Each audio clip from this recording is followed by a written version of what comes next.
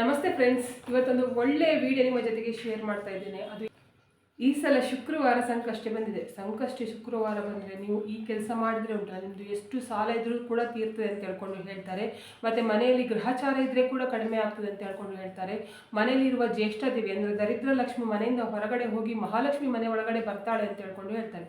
ಎಲ್ಲರೂ ನೋಡಿ ಏನಂತ ಹೇಳಿದರೆ, ಮಂಗಳವಾರ ದಿವಸ ಉಪವಾಸ ಮಾಡಿದರೆ ಅಂದರೆ ಸಂಕಷ್ಟಿ ಉಪವಾಸ ಮಾಡಿದರೆ, ಯಾವ ತಿಂಗಳಲ್ಲಿ ಮಂಗಳವಾರ ಸಂಕಷ್ಟಿ ಬರ್ತದೆ ಆ ದಿವಸ ನಾವು ಉಪವಾಸ ಮಾಡಿದರೆ ವರ್ಷ ಪೂರ್ತಿ ಸಂಕಷ್ಟಿ ಉಪವಾಸ ಮಾಡಿದ ಪುಣ್ಯ ಬರ್ತದೆ ಅಂತ ಹೇಳ್ಕೊಂಡು ಹೇಳ್ತಾರೆ ನೋಡಿ. ಅದೇ ರೀತಿಯಲ್ಲಿ ಶುಕ್ರವಾರದ ದಿವಸ ಸಂಕಷ್ಟಿ ಬಂದಾಗ ನೀವು ಈ ಕೆಲಸ ಮಾಡಿದರೆ ನಿಮ್ಮ ಎಲ್ಲ ಸಂಕಷ್ಟಗಳು ಕೂಡ ದೂರ ಆಗ್ತದೆ. ಯಾಕಂತ ಹೇಳಿದರೆ ನಿಮಗೆ ಗಣೇಶನ ಆಶೀರ್ವಾದ ಕೂಡ ಇರ್ತದೆ, ಮಹಾಲಕ್ಷ್ಮಿಯ ಆಶೀರ್ವಾದ ಕೂಡ ಇರ್ತದೆ. ನೀವು ಉಪವಾಸ, ಕೆಲವರಿಗೆ ಏನಾಗುತ್ತೆ ಅಂತ ಹೇಳಿದರೆ ಹೆಲ್ತ್ ಪ್ರಾಬ್ಲಮ್ ಇರುತ್ತೆ ಅಥವಾ ವಯಸ್ಸಾಗಿರುತ್ತೆ, ಪ್ರೆಗ್ನೆಂಟ್ ಇರ್ತಾರೆ, ಅವರಿಗೆಲ್ಲ ಏನಾಗುತ್ತೆ ಅಂತ ಹೇಳಿದರೆ ಉಪವಾಸ ಮಾಡಲಿಕ್ಕೆ ಆಗೋದಿಲ್ಲ. ಆದರೆ ಮನೆಗೆ ಒಳ್ಳೇದಾಗಬೇಕು ಅಂತ ಹೇಳ್ಕೊಂಡು ಮನಸ್ಸಲ್ಲಿ ಇರ್ತದೆ. ಇವತ್ತು ನಾನು ಹೇಳ್ತೇನೆ ನೋಡಿ, ಅದನ್ನು ನೀವು ಮಾಡಬೇಕಾದ್ರೆ ಉಂಟಲ್ಲ, ನೀವು ಉಪವಾಸ ಮಾಡುವ ಅಗತ್ಯ ಇಲ್ಲ. ನಾನು ಆವಾಗನೇ ಹೇಳಿದ್ರೆ ಎಲ್ಲರಿಗೂ ಕೂಡ ಉಪವಾಸ ಮಾಡಲಿಕ್ಕೆ ಆಗೋದಿಲ್ಲ ಅಂತ ಹೇಳ್ಕೊಂಡು ಉಪವಾಸದ ಅಗತ್ಯ ಇಲ್ಲ. ಉಪವಾಸ ಮಾಡದೆ ಕೂಡ ಗಣೇಶನ ಆಶೀರ್ವಾದ ಜೊತೆಗೆ ಮಹಾಲಕ್ಷ್ಮಿ ಆಶೀರ್ವಾದ ತೆಗೆದುಕೊಳ್ಳೋದು ಹೇಗೆ ಅಂತ ಹೇಳ್ಕೊಂಡು ಹೇಳ್ತೇನೆ. ನೀವು ಏನು ಮಾಡಬೇಕು ಅಂತ ಹೇಳಿದರೆ, ನಾಳೆ ಶುಕ್ರವಾರ ಅಂತಲ್ಲ, ಯಾವುದೇ ಶುಕ್ರವಾರ ನೀವು ಸಂಕಷ್ಟಿ ಬಂದರೂ ಕೂಡ ಬೆಳಿಗ್ಗೆ ಎದ್ದು ಕೂಡಲೇ, ಬೆಳಿಗ್ಗೆ ಬೇಗನೆ ಏಳಬೇಕು. ಬೆಳಿಗ್ಗೆ ಎದ್ದು ಕೂಡಲೇ ಏನು ಮಾಡಿ ಅಂತ ಹೇಳಿದರೆ ತಲೆ ಸ್ನಾನ ಮಾಡ್ಕೊಳ್ಬೇಕು. ತಲೆ ಸ್ನಾನ ಮಾಡಿ ಆದ ನಂತರ ಏನು ಮಾಡಬೇಕು ಅಂತ ಹೇಳಿದರೆ, ಪ್ರತಿಯೊಬ್ಬರ ಮನೆಯಲ್ಲಿ ಗಣೇಶನ ಫೋಟೋ ಅಥವಾ ಚಿಕ್ಕ ವಿಗ್ರಹ ಇದ್ದೇ ಇರ್ತದೆ. ಗಣೇಶನ ಫೋಟೋ ಇಲ್ಲದೆ ಇರುವ ಮನೆ ಯಾರ್ದು ಕೂಡ ಇಲ್ಲ. ನೀವು ಏನು ಮಾಡಿ ಅಂತ ಹೇಳಿದ್ರೆ, ಆ ದಿವಸ ಶುಕ್ರವಾರ ದಿವಸ ನೀವು ಏನು ಮಾಡಬೇಕು ಅಂತ ಹೇಳಿದ್ರೆ, ಮಹಾಲಕ್ಷ್ಮಿ ಮತ್ತು ಗಣೇಶನನ್ನು ಒಟ್ಟಿಗೆ ನೀವು ಆರಾಧನೆ ಮಾಡಬೇಕು, ನಿಮ್ಮ ಸಂಕಷ್ಟ ದೂರ ಆಗಬೇಕು ಅಂತ ಹೇಳ್ಕೊಂಡಾದ್ರೆ. ಆ ಕಾರಣಕ್ಕೆ ಏನು ಮಾಡಿ ಅಂತ ಹೇಳಿದ್ರೆ, ಗಣೇಶನ ಫೋಟೋದ ಕೆಳಗಡೆ ಅಂದರೆ ಒಂದು ಕೆಳಗಡೆ ಉಂಟಲ್ಲ, ಒಂದು ಕೆಂಪು ಬಣ್ಣದ ಹೊದಿಕೆ, ಕೆಂಪು ಬಟ್ಟೆ ಅಂದರೆ ಇದು ಬ್ಲೌಸ್ ಪೀಸ್ ಆದರೂ ಕೂಡ ಪರವಾಗಿಲ್ಲ, ಒಟ್ಟು ಕೆಂಪು ಬಣ್ಣದ್ದು ಆಗಿರಬೇಕು. ಅದರಲ್ಲಿ ಡಿಸೈನ್ ಎಲ್ಲ ಎಂತ ಇದ್ರೂ ಕೂಡ ಪರವಾಗಿಲ್ಲ, ಒಟ್ಟು ನಿಮಗೆ ಜಾಸ್ತಿ ಕೆಂಪು ಬಣ್ಣ ಕಾಣಿಸ್ಬೇಕು. ಆ ಥರದ ಬಟ್ಟೆಯನ್ನು ಹೊದಿಸಿ ಅದರ ಮೇಲೆ ಏನು ಮಾಡಬೇಕು ಅಂತ ಹೇಳಿದ್ರೆ, ನೀವು ಗಣೇಶನ ಫೋಟೋ ಅಥವಾ ನಿಮ್ಮ ಹತ್ರ ಪುಟ್ಟದು ಬೆಳ್ಳಿದಾಗಲಿ ಅಥವಾ ಹಿತ್ತಾಳೆದಾಗಲಿ ತಾಮ್ರದಾಗಲಿ ವಿಗ್ರಹ ಇದ್ದರೆ ಅದನ್ನಾದರೂ ಕೂಡ ಪರವಾಗಿಲ್ಲ, ಆ ವಿಗ್ರಹ ಅಥವಾ ಫೋಟೋವನ್ನು ಇದು ಬಟ್ಟೆ ಉಂಟಲ್ಲ ಅದರ ಮೇಲೆ ಇಡಬೇಕು. ಬೆಳಗಿನ ಜಾವದಲ್ಲಿ ಈ ಕೆಲಸ ಮಾಡಿ ಅದರ ನಂತರ ಏನು ಮಾಡಬೇಕು ಅಂತ ಹೇಳಿದರೆ, ನಿಮ್ಮ ಮನೆಯ ಕುಲದೇವರನ್ನು ನೀವು ನೆನಪು ಮಾಡಬೇಕು. ಯಾಕಂತ ಹೇಳಿದರೆ, ಕುಲದೇವರು ನಮ್ಮ ಹೆತ್ತ ತಾಯಿಯ ರೀತಿಯಲ್ಲಿ. ನಾವು ಬೇರೆ ದೇವರನ್ನು ನಾವು ಬೇಡಿಕೊಳ್ಳುವುದಕ್ಕಿಂತ ನಮ್ಮ ಕುಲದೇವರನ್ನು ನಾವು ಬೇಡಿಕೊಂಡ್ರೆ ಆಶೀರ್ವಾದ ಬೇಗನೆ ಸಿಗುತ್ತೆ ಅಂತ ಹೇಳ್ಕೊಂಡು ಹೇಳ್ತಾರೆ. ಮತ್ತು ಅವರದ್ದು, ನಮ್ಮ ಮನೆಯ ಕುಲದೇವರದ್ದು ಸ್ಟ್ರಾಂಗ್ ಆಗಿದ್ದರೆ ಉಂಟಲ್ಲ, ನಮ್ಮ ಕುಲದೇವರು ಸ್ಟ್ರಾಂಗ್ ಆಗಿದ್ದರೆ ನಮಗೆ ಯಾವ ಸಂಕಷ್ಟ ಕೂಡ ಬರುವುದಿಲ್ಲ, ಯಾರು ಏನು ಕೆಟ್ಟದು ಮಾಡಿದರೂ ಕೂಡ ನಮಗೆ ತಾಗುವುದಿಲ್ಲ ಅಂತ ಹೇಳ್ಕೊಂಡು ಹೇಳ್ತಾರೆ.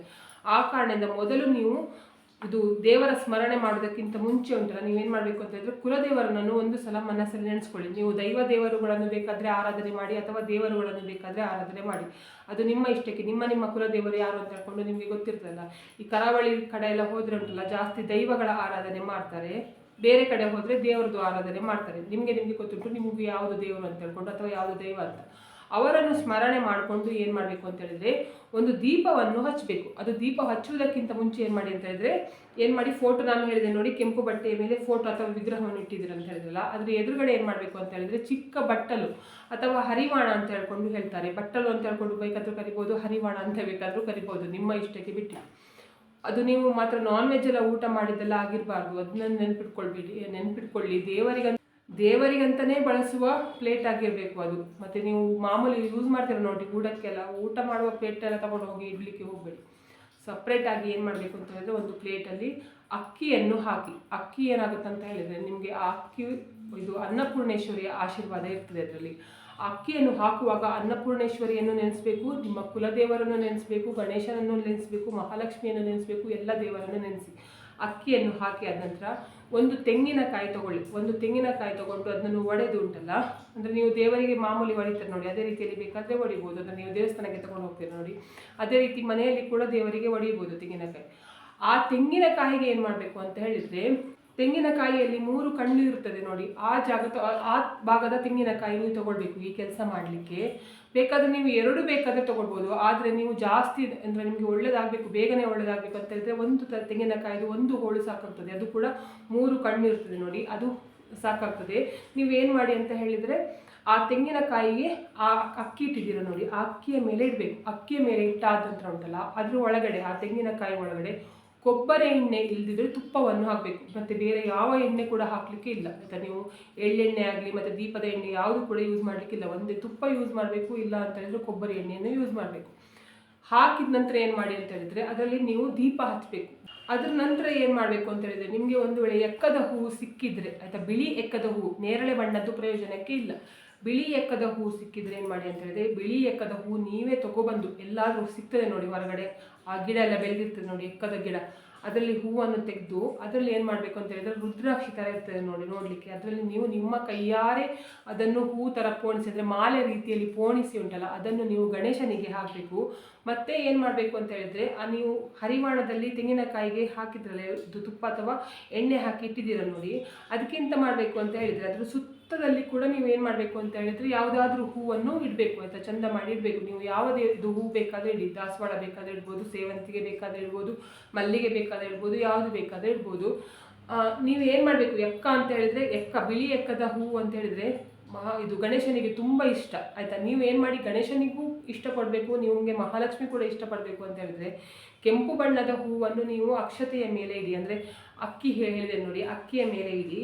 ಆಮೇಲೆ ಗಣೇಶನಿಗೆ ಎಕ್ಕದ ಹಾಕಿ, ಎಕ್ಕ ನಿಮಗೆ ಸಿಗಲಿಲ್ಲ ಅಂತ ಹೇಳ್ಕೊಂಡಾದರೆ ಗರಿಕೆಯ ಮಾಲೆ ಬೇಕಾದರೆ ಮಾಡಿ ಹಾಕ್ಬೋದು. 21 ಗರಿಕೆ ಉಂಟಲ್ಲ, ಅದನ್ನು ಒಂದು ಕಟ್ಟು ಮಾಡಿ ಅದನ್ನು ಏನು ಮಾಡಿ ಅಂತ ಹೇಳಿದ್ರೆ, ಒಂದು ಕಟ್ಟು ಬೇಕಾದ್ರೆ ಇರ್ಬೋದು, ಇಲ್ಲದಿದ್ದರೆ 21 ಕಟ್ಟು ಬೇಕಾದ್ರೆ ಇರ್ಬೋದು. ಅದಕ್ಕಿಂತ ಮತ್ತೆ ಆಮೇಲೆ ಅರ್ಧ ಎಲ್ಲ ಮಾಡಲಿಕ್ಕೆ ಹೋಗಬೇಡಿ.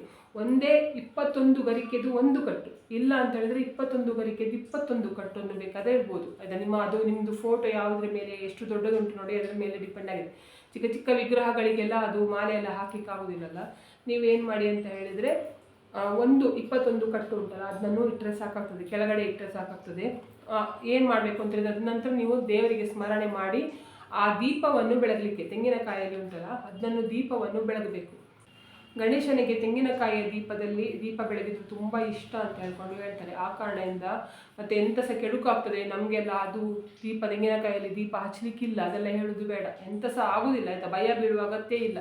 ನೀವು ತೆಂಗಿನಕಾಯಿ ದೀಪವನ್ನು ಗಣೇಶನ ಹೆಸರಲ್ಲಿ, ಅಂದರೆ ಗಣಪತಿಗೆ ಎಣಿಸ್ಕೊಂಡು ಸ್ಮರಣೆ ಮಾಡಿಕೊಂಡು ದೀಪ ಹಚ್ತಿದ್ದೀರಲ್ಲ, ಅದು ನಾನು ಕೆಲವೊಂದು ಪ್ರದೇಶದವರಿಗೆ ಹೇಳ್ತಿರೋದು, ಎಲ್ಲ ಕಡೆಯವರಿಗೆ ಅಲ್ಲ ಆಯಿತಾ. ಕೆಲವೊಂದು ಪ್ರದೇಶದಲ್ಲಿ ಏನಂತ ಹೇಳ್ತಾ ಇದ್ದರೆ, ಗಣೇಶ ಇದು ತೆಂಗಿನಕಾಯಿ ದೀಪವನ್ನು ಬೇರೆ ಟೈಮಿಗೆ ಬಳಸ್ತಾರೆ, ಅಂಥವ್ರು ಹೆದರುದು ಬೇಡ ಆಯಿತಾ. ಏನು ಕೂಡ ಆಗೋದಿಲ್ಲ, ಇದನ್ನು ಮಾಡಿದರೆ ನಿಮಗೆ ಎಂತಹ ತೊಂದರೆ ಇದ್ದರೂ ಕೂಡ ಹೋಗ್ತದೆ. ಆದ್ದರಿಂದ ಏನು ಮಾಡಿ, ದೀಪವನ್ನು ಬೆಳಗಿ ಆಯಿತಾ. ಬೆಳಗ್ಗೆ ಆದ ನಂತರ ಉಂಟಲ್ಲ ಏನು ಮಾಡಿ ಅಂತ ಹೇಳಿದ್ರೆ, ದೇವರಿಗೆ ಹಾಲು ಮತ್ತು ಹಣ್ಣಿನ ನೈವೇದ್ಯ ಇಡಬೇಕು ಆಯಿತಾ. ಹಸಿ ಹಾಲು ಮತ್ತು ಬಿಸಿ ಮಾಡಿದ ಹಾಲಲ್ಲ.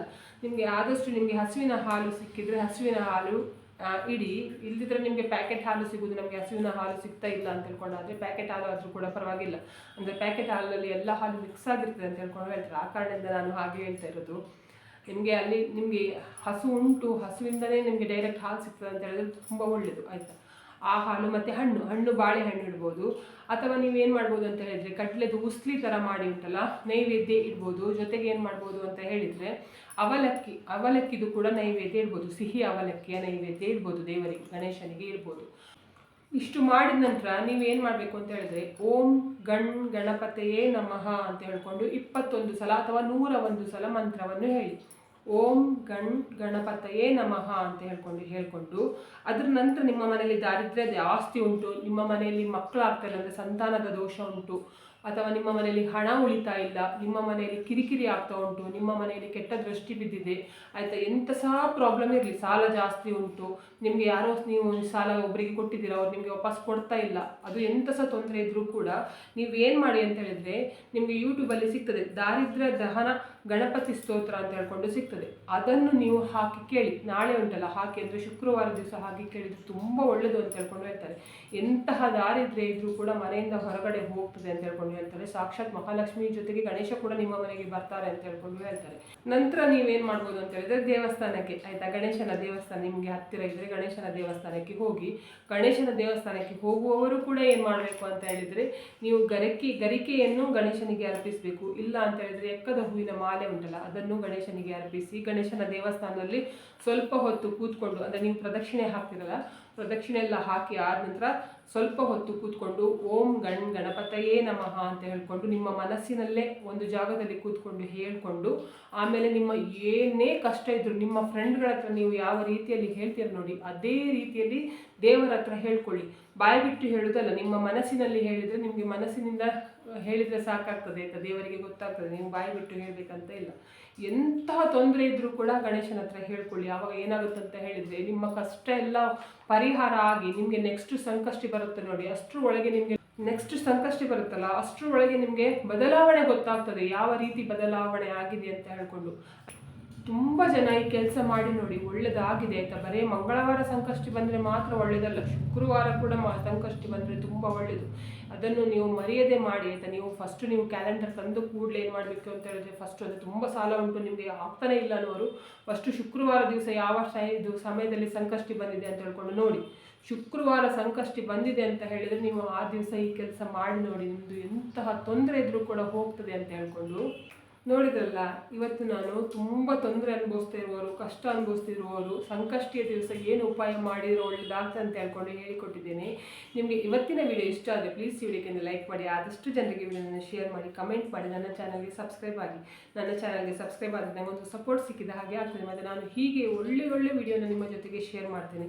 ಇವತ್ತಿನ ವಿಡಿಯೋ ಯಾರೆಲ್ಲ ನೋಡಿದರೆ ಅಥವಾ ನೋಡಲಿಲ್ಲ ಎಲ್ಲರಿಗೂ ಕೂಡ ಒಳ್ಳೆಯದಾಗಲಿ ಅಂತ ನಾನು ಕೂಡ ದೇವರಲ್ಲಿ ಬೇಡ್ಕೊತಿದ್ದೇನೆ. ಎಲ್ಲರಿಗೂ ಒಳ್ಳೆಯದಾಗಲಿ.